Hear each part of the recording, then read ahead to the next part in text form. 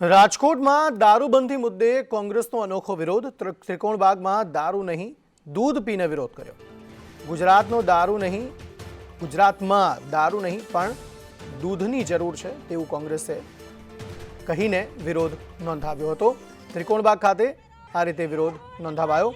ગુજરાતમાં દારૂ નહીં પણ દૂધની જરૂર હોવાનું કહીને વિરોધ કોંગ્રેસ દ્વારા નોંધાવવામાં આવ્યો.